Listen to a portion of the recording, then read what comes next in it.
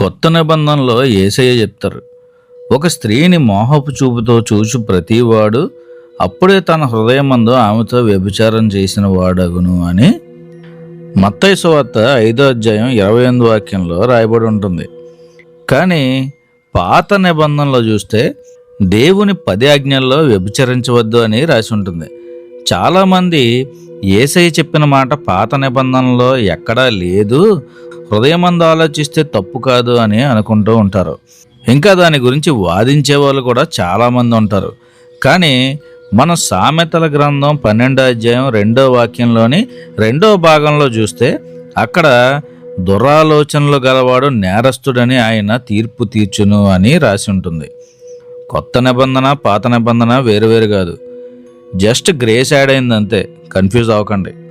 ఈ వాక్యం జ్ఞాపకం ఉంచుకుని జాగ్రత్తగా ఉండండి. మోసపోకుడి, దేవుడు వెక్కిరింపబడ్డు. మనుష్యుడు ఏమి విత్తునో ఆ పంటనే కోయును.